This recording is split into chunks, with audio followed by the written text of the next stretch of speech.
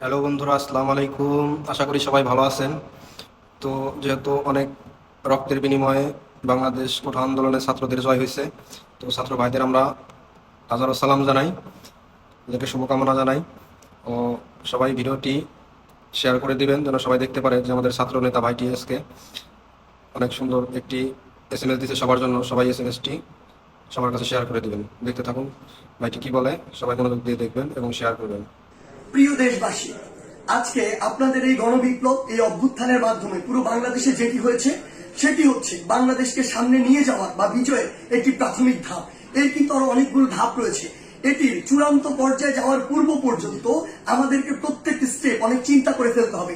আপনারা মনে রাখবেন, যারা আজকে পরাজিত হয়ে চলে গিয়েছে তারা কখনো একদিনের মধ্যে পুরো বাংলাদেশ থেকে শেষ হয়ে যাবে না। তাদের বিষ দাঁত দিয়ে তারা সর্বশেষ আরেকটি আমাদের যে ছবল সেটি দেওয়ার চেষ্টা করবে, কিন্তু আমরা সেটি আসলে হতে দিব না। আপনাদের একটি জিনিস মনে রাখতে হবে যে পুরো বাংলাদেশের যে সংখ্যালঘু ভাই বোনেরা রয়েছে তাদেরকে নিরাপত্তা দেওয়ার আপনাদের দায়িত্ব নিতে হবে। তাদেরকে যেন কেউ স্পর্শ না করতে পারে, এটি দিয়ে কোনো ইস্যু যেন তৈরি না করতে পারে। আরেকটি গুরুত্বপূর্ণ বিষয় আপনাদের মনে রাখতে হবে, সেটি হচ্ছে পুরো বাংলাদেশ, এই যে সম্পদগুলো রয়েছে এগুলো কিন্তু আমাদের সম্পদ, জনগণের ট্যাক্সের টাকায় গড়া এই সম্পদগুলো, এগুলো যেন আমরা বিনষ্ট না করি, কোথাও যেন জ্বালাও পুরাও ভাঙচুরে এই বিষয়গুলো আমরা না চালাই। কারণ দিন শেষে আবার আমাদের ট্যাক্সের টাকায় এগুলো আবার পুনঃপ্রতিষ্ঠা করতে হবে। বাংলাদেশ অর্থনৈতিকভাবে এখন কিন্তু ভালো অবস্থায় নেই, সেখানে এগুলো আবার গড়ে তুলতে আমাদের অনেক বড় একটি সাফারিং এর মধ্যে দিয়ে যেতে হবে। সেই জায়গায় আপনাদের প্রতি অনুরোধ, আমাদের এই কাজগুলো আমাদেরকে রিপ্রেজেন্ট করে।